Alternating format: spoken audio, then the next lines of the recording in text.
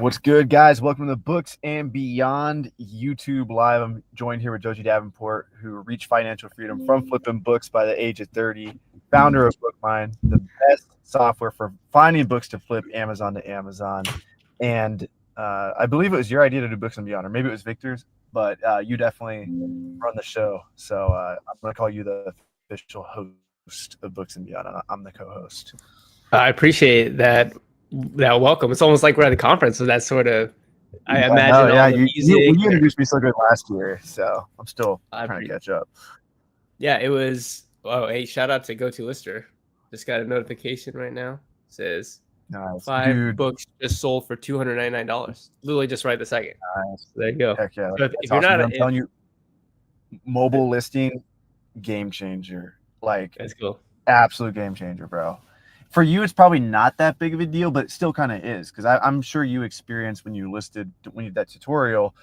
It does take a lot longer now in 2025 to list books, but with mobile listing, you can put everything in the batch, and then you just let it wait, right? Yeah, you let it wait for 3 hours, and then by the time you use your computer, everything's instantly ready to go. So yeah, no doubt, that's really cool. A lot of value there. I like the Go To Lister app just to see actual notifications that you sell books. I don't know why Amazon Seller Central doesn't have that. You think that they would, I don't know, but it's a really cool feature on Go To Lister, which is awesome. But here's a quick preview of the app. And for anyone that does OA, buy cost is super important. So you can quickly just click here and toggle your cogs. I don't know if you knew that or not, but I did. Yeah. I really like the phone app, like I said. And pretty soon it's going to be end-to-end shipment ability from your phone. Right now you just scan the items in the batch, but pretty soon it's going to be everything, like create the labels. And so for even, I make wholesale shipments on my phone sometimes with gotolister.com in Safari, but to be able to smoothly do it in like a mobile app is going to be game changer. All right. Sounds good. FBA says howdy. We got Nathan here. All right, I'm gonna go over some reasons why people should consider going to Books and Beyond. So first, everyone should know that Books and Beyond is a conference for booksellers, also for eBay to Amazon Flipper, is going down October 10th through 12th in Las Vegas, Nevada. And we've already got like 60, or I think maybe even up to 70 people already coming, plus the speakers. So we've already got a lot of people who signed up that are going to be there. We're actually way further ahead at this point. This point of the year than we were last year, first year we did it, which is awesome. It's gonna be I have a really good feeling about this year, the turnout. But let me go ahead and ask you a question. So Avery, would you rather be a big fish in a small pond, or would you rather be a small fish in a big pond? Is the fish the same size in each pond? Yeah, same size. Well, okay, so as long as I'm not actually a small fish in a big pond, yes, of course, I'd rather be surrounded by big players all day. Yeah. So I grew up from a wrestling background, and if you're the best in the room, you're in the wrong room. That's what we always preached. Yeah, I think this is something that you did really well, or that you continue to do really well, which is like always surround yourself with people who are doing bigger and better things, because it raises your bar. And so at Books and Beyond, there's going to be a lot of people there who are likely doing better numbers than you. I'm not saying you, Avery. I'm saying whoever's coming. Yeah, because me too. Yeah, I mean, both of us, right? Like I do 300,000 a year with 80-way book flips. I'm happy with that. I make around 100,000 a year, but there's some silent killers in the game, and some of them will be there. Dude, I've been hearing about them lately. Actually, I've been trying to get them to like come on the YouTube channel, but they don't want to. There's one guy in New York. Have you heard about the guy in New York? There's probably a few. Have you heard about this guy in New York? I can't think of it right now. It's going to come to me later. I want to say Johnny, but Johnny. Okay. Yeah, I'll figure it out later. There's a 19-year-old that started following my channel when he was 17, and now he's doing multiple hundreds of thousands of dollars. I'm trying to get him to come on the channel. He's like, "Nah, I just want to be low key.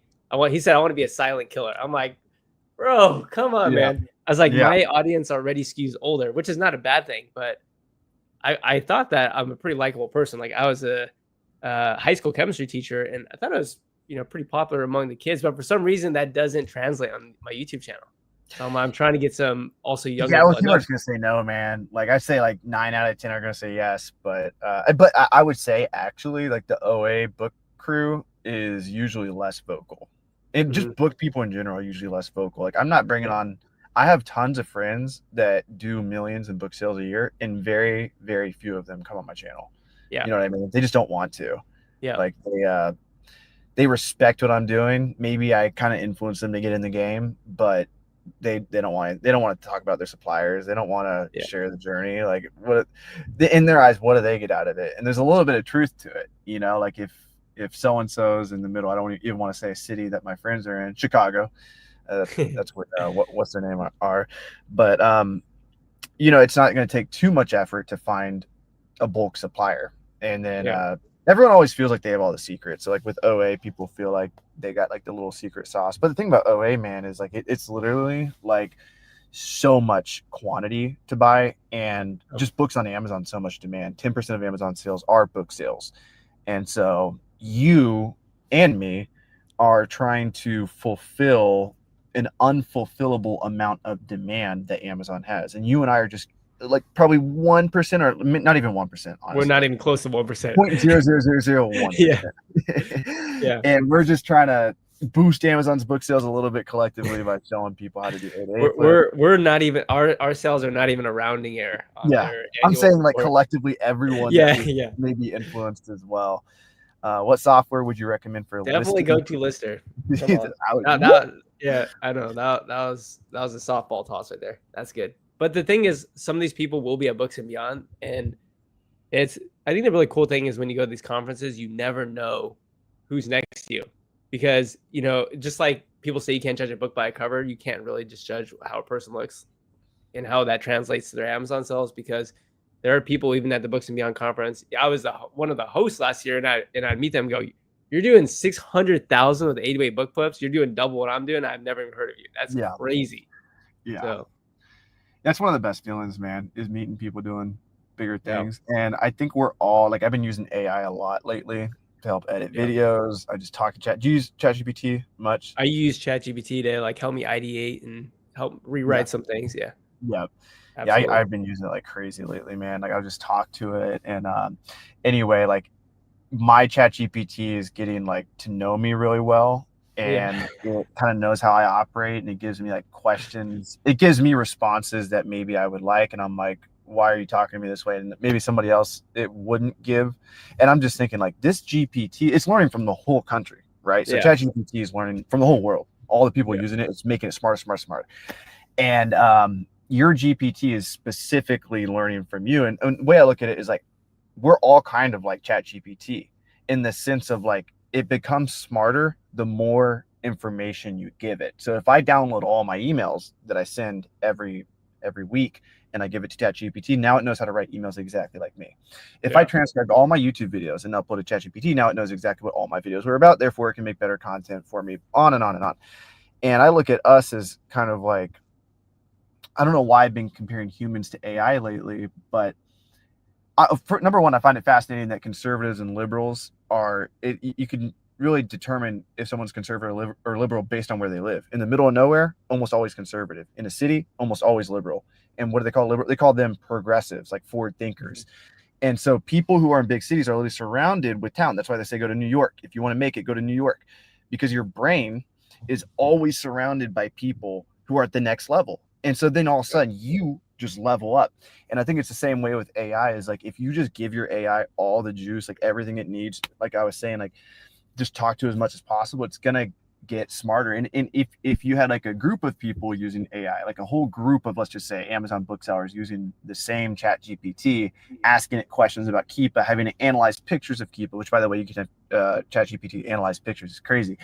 Then you could have like a BookMine ChatGPT group that is like, it's a really smart AI, you know, and like you can even charge for it. And like, my point is we're all kind of like that. And it's like, what opportunity are you giving yourself to be surrounded by the Jody Davenports, by the Steve Rakens, by the silent killers? Like, are you going to give your brain that opportunity to even consider what is possible? And information is one part of it, but the difference between humans and AI is humans are emotional, and the emotion that's exchanged between all of us, emotion moves, right? It moves us into action. So seeing someone who's the same age as you, maybe you're a 50-year-old nurse, and seeing another 45-year-old nurse doing 100K a year flipping books, all of a sudden all your excuses are out the door, and now you can do it too. So that's why we're passionate about the opportunity. I mean, I agree that Yeah, when you when you can actually meet somebody in person, you can talk to them, and they can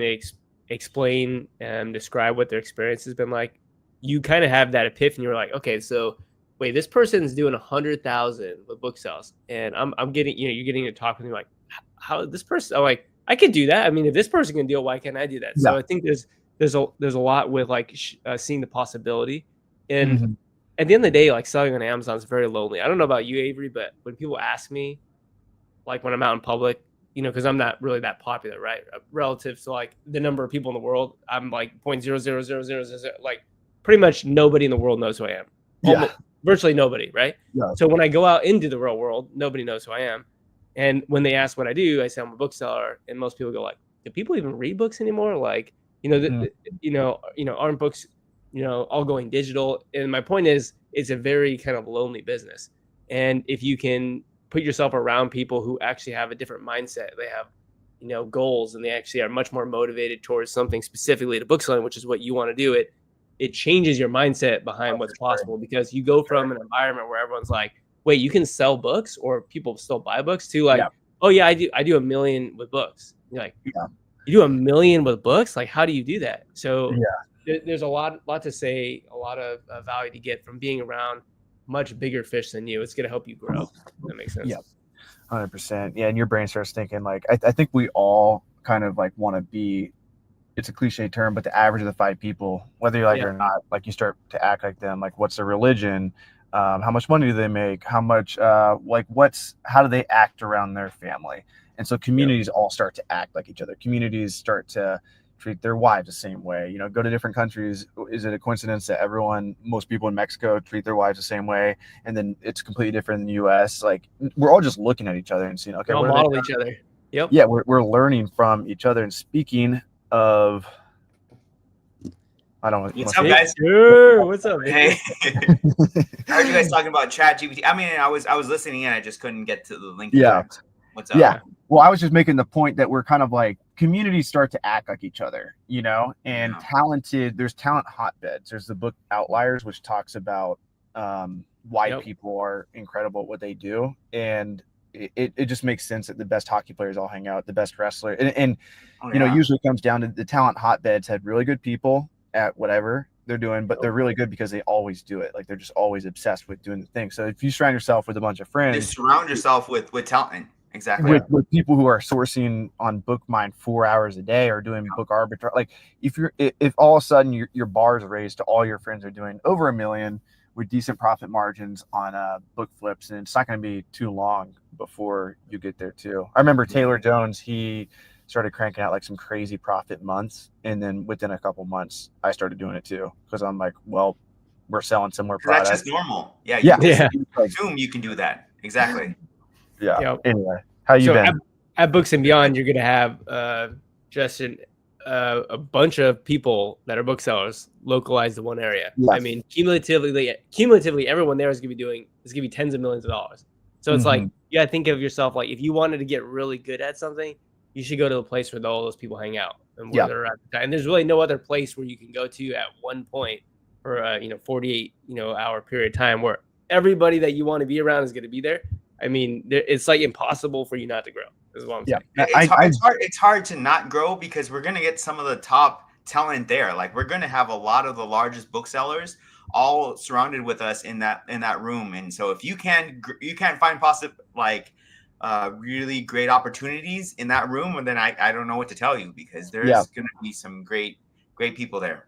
Yeah. I tried everything. Like, I did affiliate marketing. I didn't actually really try it. Like, I was in college. The only thing that really worked was selling my used textbooks that I bought for class. Yep. So I would not have believed in this whole thing. And it was kind of half working when I went to thrift stores. Like, I was just going through the motions, whatever. Mm-hmm. But I don't think I don't even think I had 10K in lifetime sales before I went to my first book selling conference. Hosted by Caleb Roth back in the day. And when I went there, seeing a girl from MIT do online arbitrage book flips, seeing Caleb Roth do online arbitrage book flips, and a whole room of people, some people doing bulk books, some people doing software, some people selling Nike shoes, it just blew my mind. Like, wow, like, maybe like me telling my parents I'm going to go to graduate school in a year, which I knew I probably wasn't, like maybe I actually don't have to go, because maybe this whole thing where I'm funding my trip, it was like a road trip that I was going to fund by flipping books from thrift stores. I thought that was going to be it. And then I met all these people, and I was fortunate enough to meet these people at sub 10K in sales. I thought I was a shit doing like a couple of thousand a month. Yeah. But I really don't think I would. I think I'd be one of those people like, dude, Amazon FBA is such a buzzword now. I'll be in the sauna and I'll mention Amazon FBA, and people are like, oh, Amazon FBA, like it's an MLM marketing scheme, or like just some like fad. I don't even know. Like it's become its own thing. People associate so much with it now. And I know that people who react that way have watched a TikTok, or they've watched an Instagram, or they've watched something. And I just know for a lot of people, even people watching it right now, it's probably not, hasn't sunk in how real this is. And I can promise you that if you show up to an in-person event, it's going to like shift your mindset to like, it's going to become as normal as all your friends who work jobs, saving for retirement, their pension plans, blah, blah, blah. Seeing Joji be retired by the age of 30, seeing Victor being financially free, seeing everybody just make it, that's going to be your new normal, you know? Yeah. And so anyway, it's funny. I had an epiphany when I was teaching, and I was like, when I talk to all my colleagues about money and financial independence and, you know, saving for retirement and investing, I'm like, how come nobody here is like interested in this? Like how come nobody here is, you know, on the path of financial independence, wants to retire early? And then it hit me. It's like, because they're here working. All the people who hit financial independence and have done their own thing, like they're working from themselves. Like they're not here. They're like not at the school. Like they're actually at home. And so that was a big epiphany for me, which is like, yeah, when you think of, I mean, sort of the ideas that we bring, I think, are abnormal relative to the general public. Like this idea of like even having, you know, a side hustle or a business, or the idea that you even want to become financially independent, or this idea that as an entrepreneur you want to make money. Like it's a pretty uncommon. I think everyone like wants it. Like if you ask someone, do you want to be financially free? Like, of course, you know, but truly thinking it's possible. Like I think it's hard for people when all their friends work jobs. Somebody works at the gas station, like, you know, somebody's a teacher. Like that's going to be your normal. Like you're only going to probably aspire for that. But if your parents wanted you to be a doctor, and you have family members who are doctors, and your friends are becoming doctors, you're probably going to be a doctor too, which is probably a worse life because you're going to be working all the damn time. Like the fact that we make more than doctors blows my fucking mind. Like that's like, we've like found the glitch in the system. Idiots, I'm not gonna say idiots like us, but idiots like me are making more. Like what? No, we are. Yeah, it's kind of crazy.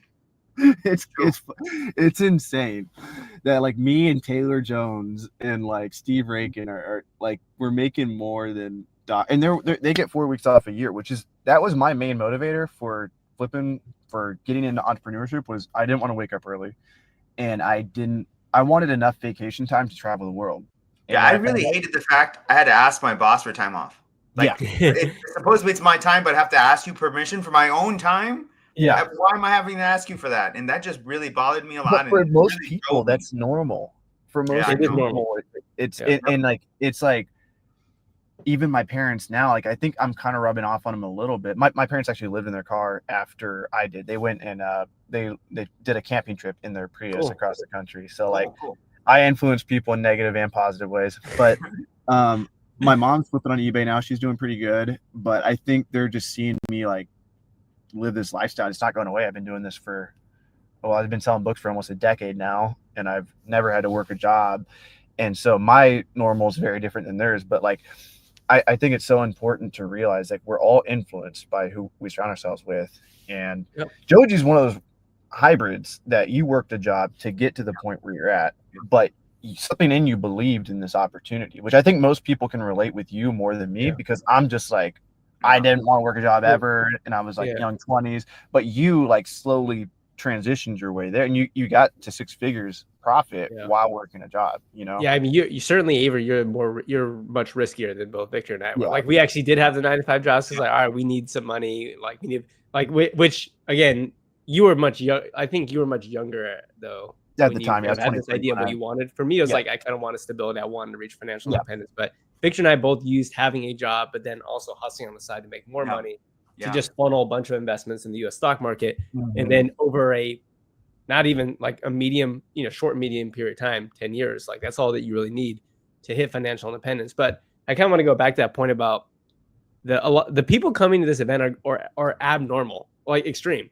And there's one quote that I recently heard that is very true, which is abnormal people get abnormal results. Like extreme people get extreme results. So it's like, if you're somebody who's like, I want that sort of mindset of like, okay, well, how could I retire early? How is that a possibility? You have to put yourself in a room with people who think like that. You can't put yourself in an environment where everyone else just thinks it's normal. You wake up every day and go to work at 9 a.m. and then you go home at 5 p.m. and then you watch Netflix until you go to bed and then you wake, you know what I mean? Just do it over and over again. So, if you're wanting to scale and you're wanting to go to, larger heights, you have to put yourself in a room with people who are doing bigger and better things than you. So, yeah. And we have a really diverse group, right? We have people that were at 17, 18 years old actually coming to the conference, all the way up to like 80-year-old people. And so it's really diverse. And we have a lot of different people, like different jobs. Some people were firefighters, teachers, some people were in the Army. I mean, we got them all over the place. And so you can find somebody who's almost walking the same exact steps you are in this conference. And that's probably one of the coolest parts, coming to a conference like that and meeting people who are going through your same struggles. Yeah, I agree. I have a question for you guys. Do you think asking questions in person is different than asking questions online? Do you think somebody's going to share more information if you're shoulder? I think sometimes people share more information depending on how much alcohol was served. But I like to try. That's how this conference started. We were all exactly. I always like to kind of like observe things from like an objective perspective as much as I can. And sometimes I think of that question, Joji, when I'm at like Miami Sellers Conference or Books and Beyond, and like something just hits so hard, and I'm like, why is this hitting so hard right now? And it's like, it's the same damn thing I read online. It's the same thing I watched in a YouTube video. But like now, like I think part of me just doesn't believe some things. But then when I hear it in person, I'm like, you're actually doing 60,000 a month? Like, wait, hold on. Like you're like, and like for some reason, for whatever reason, like it hits different. So I ask like a question and they'll tell me something that maybe I already knew. And then I'm like, all right, now I really got to do this because it's like the real deal. But aside from that, yeah, definitely insider secrets are shared and people are more comfortable. And like we were talking about earlier, a lot of booksellers are private. We're the weirdos that are out there sharing our business all the time. We're giving people opportunity to share, their secrets with the ones they want to at this conference. So I know for some reason I think a lot of booksellers are introverts or something, like really strong introverts. They just don't want to get on camera. They don't want to talk out loud. They want to just sell their books and that's it. And so we're just in that category. But I mean, coming to. We didn't think we were going to get that much out of the Miami Sellers Conference, but we went to the Miami Sellers Conference and we killed it. Like there was so much we got out of it. It was surprising. And it just shows you how great going to these conferences really are. Yeah. The reason why I asked that question, Avery, is because one question that people ask Steve all the time is like, okay, so you do eBay to Amazon. How do you keep your account clean? And he always has a very similar response on YouTube. But this person asked him when we're at the Miami Sellers Conference right across from me. And then Steve just like sent him a one-line zinger, and it was like completely different, like something I've never heard before. And I was like, oh, that's how you do it. Wow. Okay. I was like, wow, that would have paid for my trip if I was doing eBay to Amazon. That's crazy. Yeah. And Steve was like, And I was like, Steve, you don't share that online. He's like, no, I can't share that online because, that's like a secret sauce. But I'm just saying that things like that happen at conferences. And that was when everyone was sober. Not that everyone's getting on camera. I'm just saying that happened just like right outside when someone was speaking. It was pretty crazy. So yeah, it's an energy, and like why not? Like if you're skeptical, why not just give yourself like a shot and go? And I understand a lot of our biggest suppliers are like Thrift Books and World of Books, and our prep centers, Frank, Little Owl. We get to talk to those people. They're going to be at this conference. Like so, if you have any issues, you want to get closer to your sources, or do you want to get closer to Frank, work with him even better? He's going to be there. You're going to be able to ask him questions person to person. And it's a different, he's going to answer it differently. Aaron asked all the questions he had in his mind about flipping books to Joji. Joji answered all of them honestly, as opposed to how dishonest Joji usually is on his YouTube videos. Yes, asking in person is very different. Sophia was there last year. She'll be there again this year. Yeah. People are being more careful to make public statements, but I think people are also wired different. I think some people like are wired, and we need these people who are like shut up, I'm keeping all the secrets to myself. And I've met so many booksellers like that, and I respect it, but I do think it's just a frame to view the world. I think it's a perspective. I don't think it's necessarily true. I think it's true in some scenarios for sure. You know, like if you share your best source in your town with somebody and all of a sudden they show up to it, don't be surprised when they took all the good stuff. You know, like there's very practical things to holding secrets. But obviously we're on a different mission here. Do we source books and thrift books? We do. Yeah, thrift books is actually a very largest. Yeah. Have they reached out to you guys? Companies out there. They have, yeah. Yeah. Amazon to Amazon book flips. We buy a lot of books and thrift books. Yeah. Are we? Are they off limits because Bill's sponsoring us, or should we have them battle it out? Not necessarily. We offered them. They're coming, but they're coming. They right now have said they're not sponsoring. So okay. Yeah. But World of Books is sponsoring, which is great. So if you all didn't know, World of Books is the #1 eBay bookseller, which is crazy to say that the #1 eBay bookseller. So if you sell books on eBay, you're telling me you're not going to come to a conference where the #1 eBay bookseller exists? I just want to go talk to that person. But the #1 eBay bookseller. Yeah, I was out scanning, and most of the time people like know me from YouTube now. But this one guy, he told me to stop scanning so close to the lady reshelving the books. He was like getting territorial, and I was just kind of like interested. I'm like, all right, this guy obviously comes here a lot. I haven't been there in years. I haven't like seriously sourced there in years. And then I'm like, you have an Amazon business? And then he's like, yeah, a little bit, but mainly eBay. So he was a full-time eBay bookseller, going out sourcing books, flipping them on eBay full-time. So the opportunity is there. And people that were in the bookstore had been there since I was there like 6 years ago. So like this is like a very sustainable business model. And the fact that a newbie can come in, he was only his second year into eBay. He's doing it full-time. You can do it full-time on eBay. Right? With books, you're mostly ungated in almost all books. So on eBay, even when you're new, yeah. So eBay, there's people do full-time book selling on eBay, on Amazon, even Whatnot. So we're gonna have a resale maven, Amanda. She's going to be speaking as well, and she does Whatnot, and she does primarily Whatnot, which is kind of crazy that there's just so many avenues. And Whatnot mostly selling books, right? Yeah. Buy my books and beyond tickets. A lot of potential on Whatnot. It's a different animal, but for some people, it's great. Buying my books and beyond tickets night, good. Buy those tickets, guys. The price is only going to go up, and we're not going to budge on ticket price. Every event I do, last minute, people are like, hey, can I get in for cheaper, blah, blah, blah. And every year I let fewer and fewer people in. In Miami this year, very few people got in that were, for whatever reason, close to me. But if you're a follower of mine, I love you guys. Not going to drop the price when it comes to the event. The people that trust us it's already dirt cheap right now. It's kind of crazy that we're even offering at these prices. Yeah, and so it's going to go up. Is there an Eagles concert, Sophia, going down that weekend? Or I don't know. But I'm currently selling new books, doing about $15K per month in sales. Thinking about going into used books. You guys recommend any resources for sourcing? So, I mean, obviously you can go out in the wild and you can find books, library sales, thrift stores, free book pickups, Facebook Marketplace, OfferUp, Craigslist, Nextdoor. I mean, Avery's kind of the man when it comes to sourcing and dominating the local community. But 15K a month in new books. Rolled that off. Yeah, I did. I mean, because it's true. There's just like literally like infinite opportunity. And then there's Amazon to Amazon book flipping. You're also making profit. There's eBay to Amazon book flipping. I mean, there's a lot of ways. It depends on what kind of model you're wanting. New books. Where's he getting the new books from? Yeah, that's a good question. I don't know. He says he says new books. I think he said used. He says new books. He said he's currently selling new books. Oh, new books. Doing about 15K a month in sales. Are you buying them from a publisher? Are you getting them what's your deal? Yeah, generally like selling them new is a little bit riskier unless you have the invoice.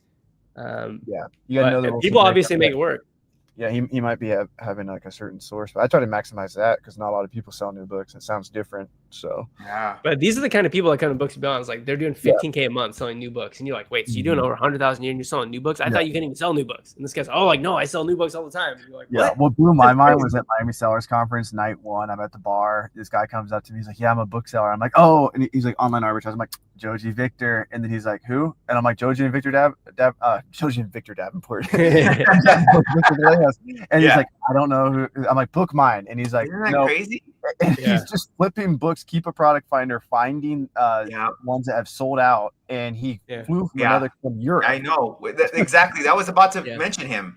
He does something completely different, and that's what's really cool about having these conferences. You meet people, and they have methods you've never even thought about. Yeah. Yeah. His name was Odin, and he was doing like, I think he said 600,000 on a 12-month. Yeah. So Amazon to Amazon and eBay to Amazon book flips had never even heard of us. I'm like, that's wild. Yeah, That's crazy. I have a custom software that scrapes eBay every day, man. I would just keep. I mean, like if you're at 15K in sales per month, like this is my advice usually for most people. Like if a photographer comes to me and they're like, "Hey, I want to make some money selling on Amazon," I'm like, "You made $5,000 this weekend taking photos. Like, why don't you just maximize that first?" Like Luis was asking me that, and I'm like, "I can teach you how to sell books on Amazon, but you just made $5,000 a weekend shooting photos. Like, maximize your craft." And so, like for someone that's already doing 15K a month, like I'm not going to tell you to hit up the thrift store because he's already doing pretty damn good with this. It's like you make your software scrape some used books, you know? Yeah, just get better at what you're doing. Yeah, I'd recommend a Viking as well. Check out BookMine. That's Victor and I. We built a software for Amazon to Amazon book flipping. It's used book flipping. I would just say watch a video or sign up for a free trial and just look at it, because if nothing else, you could probably learn from it and help in your own scraping tool. And yours is 100% used, right? Or do you do new too? Or we just do all used books. Used books. Ooh, good question. I source from Goodwill a rank between 1 and 1 million by my sales. Are the books only in the rank between 1 and 200K? My inventory so far is 600. Do I have to buy books only under 200,000? No. So books will sell. This is a great question for Joji because I do agree that it's actually decent advice when you start, like, to try to stay under 1 million, because you don't really understand Keepa and you don't really understand like what types of books sell and how often they sell. But like you can sell books that have very, very high ranks, 5 million, 6 million. You can even sell books that don't even have sales rank. But as the reasons as to why your books that are over 200,000 that are not selling, it's not because there's not enough demand. It's probably because you're not priced correctly or you're simply too impatient. But so books that are closer to 1. Sales rank of 1 are going to sell much, much, much more quickly, obviously. But you shouldn't have any issue selling books between 200,000 and 1 million. It's probably a combination of your newest sellers, so you're not buy box eligible, so that means it's much harder for you to sell books. 2, you might not even be an FBA seller. If you're not an FBA seller and you're doing merchant fulfilled, it becomes much harder because merchant fulfillers generally don't win the buy box. And then 3, you might just have, you might be pricing incorrectly. So there's a lot of potential reasons. But guess what? If you get a Books and Beyond, I can literally just take a look at all your books and like, okay, this book is going to sell for this price. This is the reason why this book isn't selling. So I'm thinking that they probably also don't have a repricer. Yeah. Right. So if you don't have a repricer, it's hard to compete because these repricers will constantly reprice books and win the buy box. And if you don't have a repricer, it's hard to sell your books that way. Yep. So I agree. All right. I've been hearing good things about Aura lately. Somebody else mentioned Aura. Yeah, I'm loving Aura. I'm loving Aura right now. Joji actually converted all of his books over there. Yeah. All of his, Converted all. Why? Because I met them at the Miami Sellers Conference. Mm-hmm. Yeah. I love to see it. Yeah. Michael says he just got Neuro price. Awesome. Yeah, I mean, you just need a repricer to change the price of your books. It makes a huge difference. I would say Neuro price, in my opinion, I don't know if Aura can do this or not, but it is the one software that can reprice against other FBA offers that I know of. Yeah. But the problem is it's manual, so you have to click every day and do it. They've been talking about automating it, but every repricer kind of has like its own thing that's really good at. Like Reprice, it's cheap and it's got good templates for different times, like for different age of inventory. And then Channel Max did the best for me, but it's like a really good software at repricing fast, getting the buy box more for wholesale. But ironically, it did really good for books. And then Aura, what do you guys think is the best about Aura? What simple. I'm liking, it's very simple. It's easy to understand. It's super easy to understand. Updating your prices is very simple. Searching for books that are inactive, that are stranded is super easy. Also, and their customer service is great. You can immediately get on the call with one of the founders pretty easily. Yeah. And the workflow for conditional repricing by inventory age is huge. So what I do basically is once a book gets, let's say, over 4 months old, it switches to a new rule automatically. Once it gets over 6 months, once it gets over 9 months, once it gets over a year, automatically switches to a new rule to essentially price down to new low, to lower lows, so that I can sell that inventory. So hopefully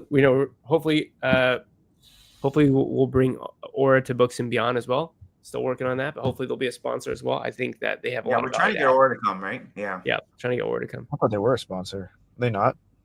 Not a Books and Beyond. No, I'm Not gonna yet. text Dylan right now. do it.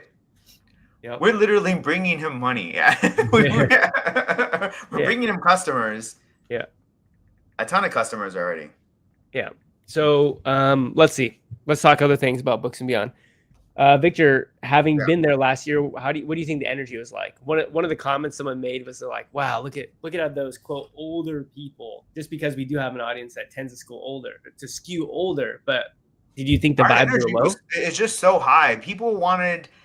We thought people were going to leave the room every day. Like, okay, people are going to get in the hallway. Matter of fact, we tried to set up some booths out on the hallway because we thought people were going to leave like the conference and go outside and talk. There wasn't a single person out in the hallway. We should have taken pictures of the hallway at like 4:00 because it was so energetic in there. People really wanted to learn everything they could. And so it was a different feeling. Especially, led by you guys. I mean, we were all proud, right? Anytime Avery's emceeing, it's gonna be hype. So, and Avery brings, it's good because I'm not necessarily that sort of a hype man. I'm more of like a collected kind of person. So we balance each other out. Yeah. You're the intro king, though. You had great intros. Ticket purchase says. Let's go. Go. Yeah, I guarantee you, you're not gonna regret it. Regret it at all. So last year, talking about value. So last year in my presentation, I gave away one book, Victor. Yep. And I don't know, Avery, you had, obviously you were there, but there's this one book that I flipped Amazon to Amazon. I did it in 2024, flipped it over 150 times and made $10,000. But one book. I don't know if you remember that, but I was like, book, guys, this book on the screen, I flipped it from this listing to this listing and made $10,000 with one book. And so surprisingly, only a few people actually wrote down those ASINs, but Tanner, who's coming to Books and Beyond, I asked him, how much have you made from that book, from Books and Beyond? And he showed me his profit loss savings. He made $2,300 profit just off that same book. And of course, the prices have come down because I shared it. But the point is, this dude, Tanner, literally came, wrote down the book and made $2,300 profit. So he has a positive ROI on coming to the event for that one day. His ticket price. Yeah, just on one book. He just 4x his ticket price. Right. We also let him know about Jimmy Carter. And I was like, at the time he was still around. So it was like, go buy Jimmy Carter books. Yeah. And the man did it. I mean, he bought like 60 Jimmy Carter books. So he says the main bottleneck for my new book business is that since it's from eBay, I need to quality check them myself and make sure they're not used or damaged, etc. Yeah, I guess. Guess who will be there? The owner of Little Owl Prep. Yeah. So I would trust Frank with that, but yeah, just delegate it. Or would you take the risk of some bad ones going through to scale? I mean, personally, this is just my opinion. I would hire someone in-house to do that, like an in-house lister, like a neighbor or something, and just really make a strict SOP for how you want to do it. I know people who do this at scale, like bulk booksellers. They have a section in the warehouse dedicated to new books. Again, play at your own risk. Amazon's proven to be risky in many areas, not just selling new books, but basically everything. But you want to, if you have whatever you're doing, checking the book, you want someone else to do the exact same thing. Maybe it's photos, maybe it's a video. You could probably work with Frank though on that. I think this is a really good example that if you've asked me this actually at the conference, I would give you a prep center that I don't really publicize much, and that prep center would help you with the new books and is really great at that. So yeah, that like when you go to conferences like that, we share things that we wouldn't necessarily share in public. Yeah, exactly. Will that book be on the 50 book replen list? No, because when I gave that presentation, I said, listen up, I'm never going to share this again because I made $10,000 off this one book. So I said, I'll never share this again. Congrats to anyone that's here and congrats to anyone who takes action. And so unfortunately, I won't share that book. But you could, how about this? When you go, because you are going, ask Tanner about it. Maybe Tanner will share with you. So we'll see. You're going to have to track down Tanner. I mean, I shared like 4 really great high school books, and a lot of people took me up on that. So I plan on reviewing those again this year. We'll see how it goes. Victor, you shared 4 high school books that you flipped for. You said they're $3,000 profit books, right? Yeah. So $12,000. So you kind of beat me because 4 books, $12,000 profit. But you had to buy 4 different books. You just bought one book. Yeah. No, your book was like golden. I mean, that was an awesome book that you shared. Yeah. Yeah. But so for anyone who doesn't know, Victor is king of high school book flips. So, anyways, last year Victor's speech was you should only track books that would you say make you at least $1,000 a year. Yeah, $1,000 or more a year. Yeah. Yeah. And then if it doesn't make you more than $1,000, there's no point in tracking. Right. And then you gave away 4 books that you track that make you over $3,000. $3,000 each. Right. Yeah. So I was like, hey, this is a $10,000 slide right here. Yeah. For me. These are 4 great books that you just need to buy. And buy as many as you want because we're not gonna be able to outbuy this book. Yeah. High school books. Very cool. Let's see what else we got. So we talked about the high energy. Talk about some of the speakers. We got biggest eBay seller. We got Bill Martlink. Obviously Steve Rakin is pumping out 10K plus a month of profit. Yep. We got Michelle Reed coming. Michelle Reed, she's a stepmom of 2, banker. On the side, does $100,000 in Amazon to Amazon book flips. So probably getting close to how much she makes as a banker, if not more. And I'm really excited to see where she goes because this year she's gonna do better than she did last year because she's really strongly into high school books. But you have a stepmom of 2 with a full-time job, flipping over $100,000 worth of books, never touching a single book. Kind of crazy. So she'll be there. Jesse's asking, is Amanda coming? And both Amandas are coming, right? Yep. Amanda, who's selling at Walmart, she's definitely coming, and she's a speaker. And we saw Maven is also coming. Yep. So, are we looking at the speaker list here? Awesome. Yeah, I'll pull it up. Cool. Oh, let's go down here. All right. Our speaker lineup. There we go. Okay. So then we have Michelle. We covered her already. Jen Fritz. Yeah, Jen. So Jen's doing eBay to Amazon. Yeah. So Jen is in Steve's group. And the kind of interesting sort of blend between Jen is that she started with books, kind of delved into more eBay to Amazon, and then now she's actually going to be opening up a physical brick and mortar bookstore with her husband. So she's just got people like that are going to be there. Three, right? Yeah. Story. That's the kind of person you want to sit down and have a drink with, because you're like, wow, okay, this is a lot of great things. Yeah. Of course, we have me, we have Steve, we have Victor, we have Avery, then we have Amanda Ballard doing Walmart, and she also is a BookMy member as well. She also does book flips as well. Yeah. Doing Walmart. Then we have Amanda DiMartino. So Amanda is a full-time Whatnot seller. So what she'll do is go to the Goodwill bins, and she'll pick out books that Amazon sellers can't sell. Because this is the crazy thing, and you guys can let me know what you think about it as well, is that the way that money is made, the pricing structures, the fee structures are different on different platforms. So Amanda can pick up a book that maybe if you were selling Amazon would net you 10 cents, and she could just sell that book straight on Whatnot for $5 and net $3. So the way that the structure works is it enables her to essentially find a ton of books, because there aren't very many Whatnot booksellers relative to Amazon booksellers. So if you're somebody who is looking into getting into Whatnot.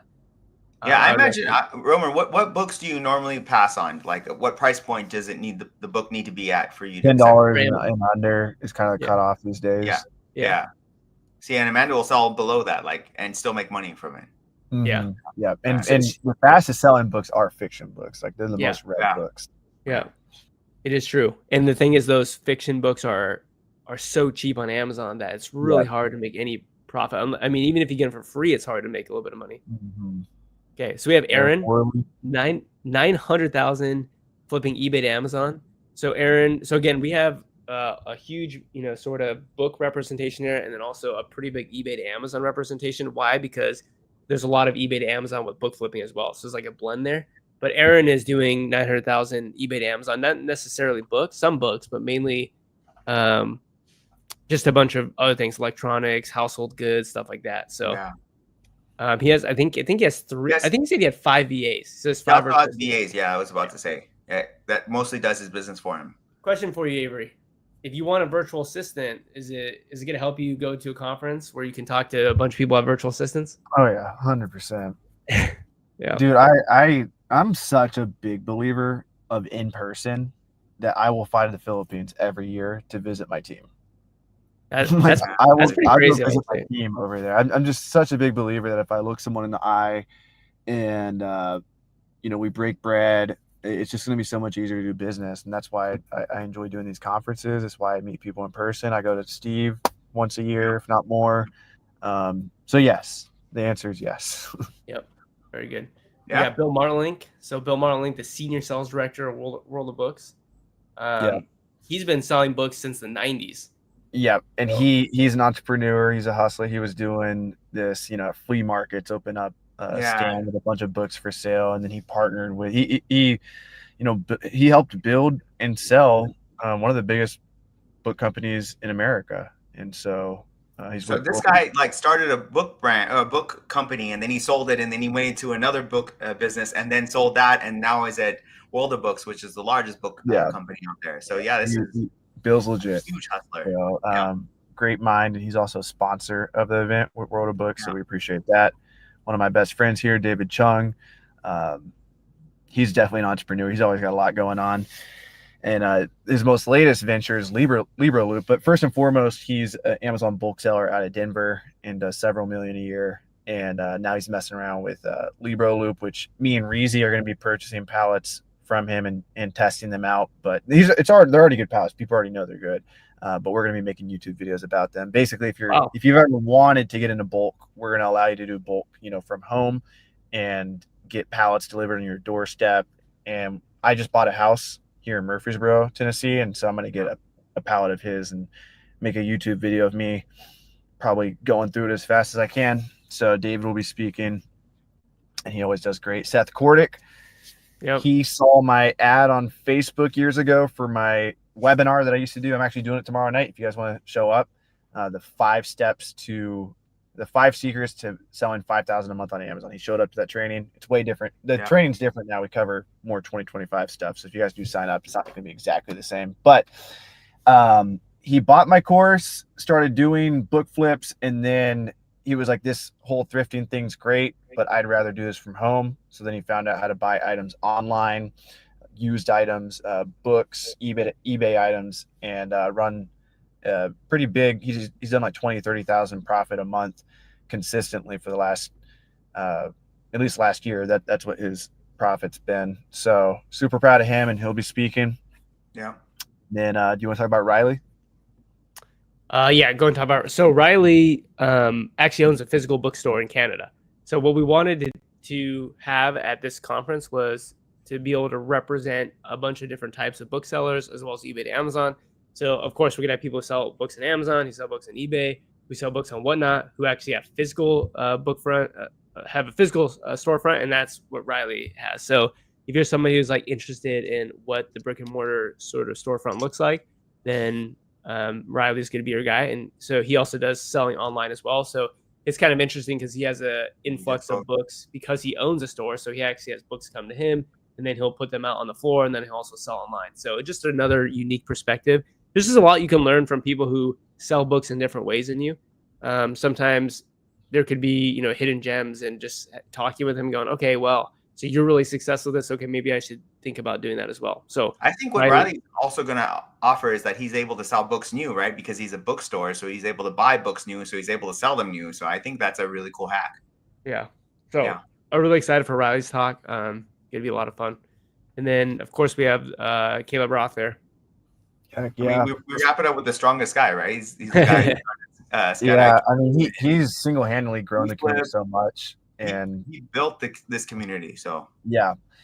So he kind of vlogged and blogged his book selling journey, and then built a new tool that is debatable now, Scout IQ, and but at the time he revolutionized the industry because he created new demand metrics for us. So before we used to have sales rank and average sales rank, but he came in and created something called eScore, sales score, which you guys probably show on BookMine. I'm not sure if you guys do or not. Very similar. Yeah, similar. And then he exited his company a few years ago and has just been a huge influence on the space. I'm sure if we lived in a dual reality where you could create multiple worlds and like split test stuff, if Caleb didn't exist, I don't think a lot of the softwares would exist in the space right now. Like I don't think GoToLister certainly wouldn't exist. Yeah. And then I think GoToLister influenced other softwares too, like Replane Catcher and maybe a few others. I mean, Caleb influenced us all, right? He's the one who put conferences together and said that this is what you need to do. You need to meet up with people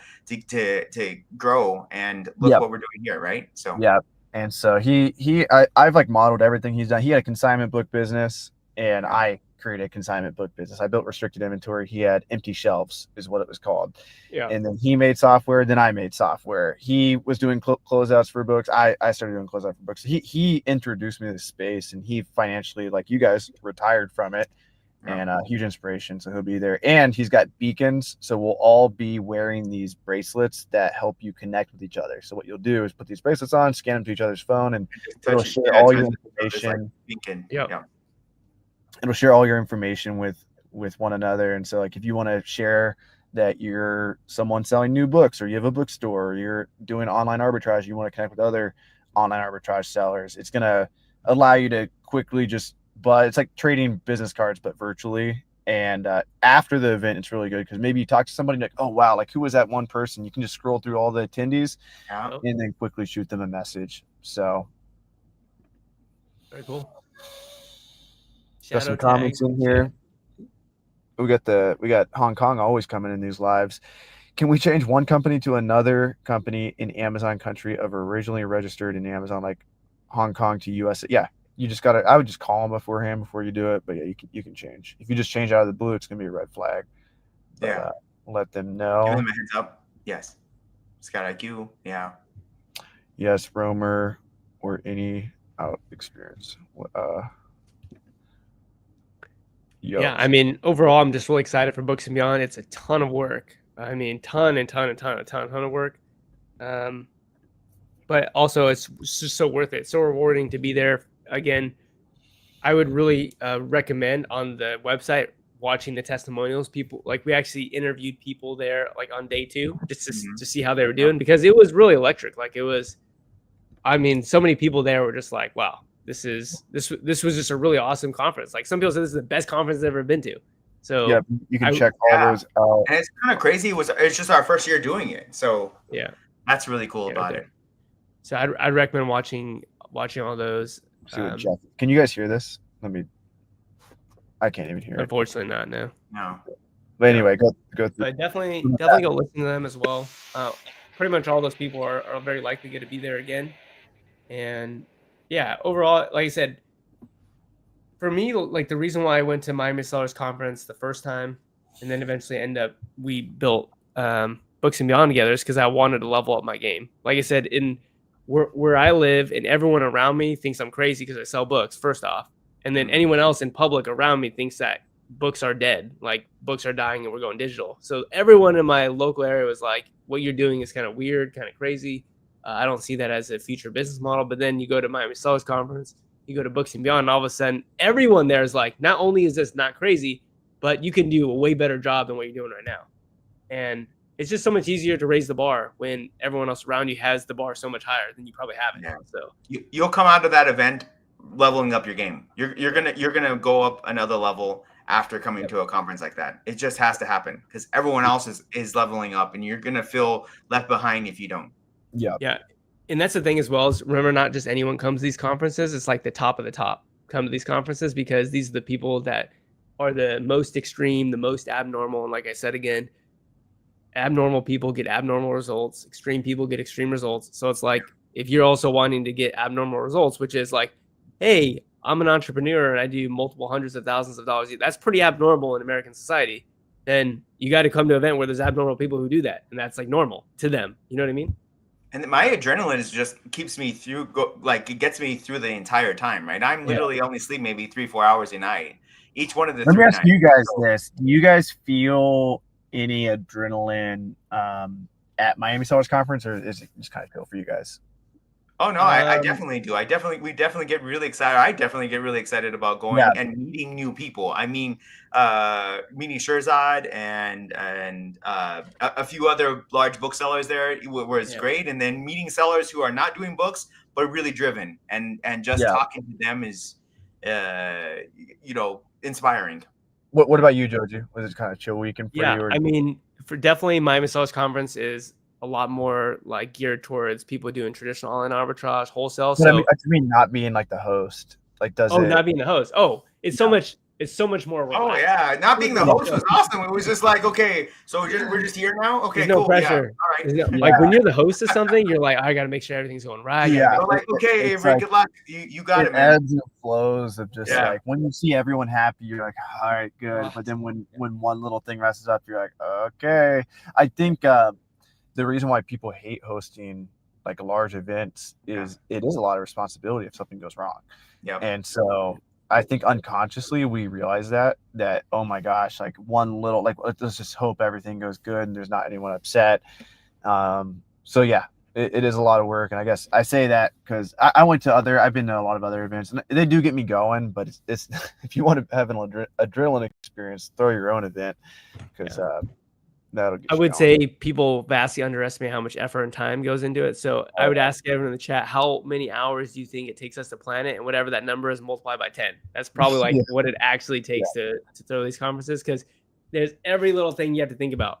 Every little thing you have to think about. We meet like 3 times a week about it. You know, the people, the speakers, the conference room, the after parties, trying to get all of that set up, and even what we're going to eat there and what time we're going to start and what type of alcohol we're going to serve.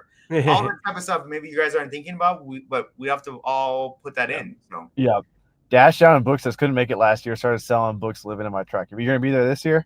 I'm gonna buy he's gonna be there. Yeah, he bought his ticket. He's gonna be you just said duh. Yeah. My dad said I have dementia this morning. I said no. Okay.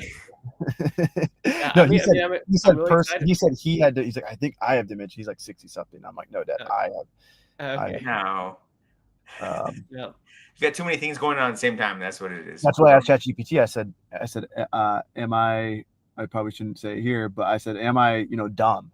Essentially, it was like, no, you're just doing Miami Sellers Conference. You're doing books, and it listed everything I was doing. It's like you're doing this and this and this. And you're probably just stressed. And I'm like, how did you know? Don't really sell books anymore, but Amanda got me on Walmart, and Steve got me doing E2A. Nice, yeah. Jesse's a young kid. Excited to see him again. I think he's a Vegas local too.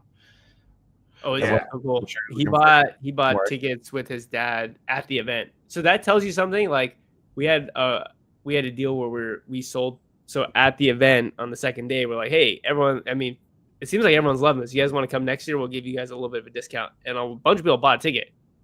Like that says something that people are willing to spend money to buy a ticket for the next year. It's like, and we didn't tell them where it was gonna be, what time, what day, what days, nothing. Just we're coming. Whatever days you say, we're gonna show up.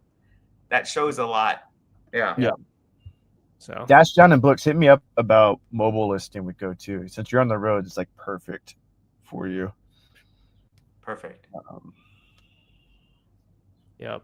Okay. But yeah, the Miami Sellers Conference, Romer, was easy because we didn't have to plan it, so we just showed up.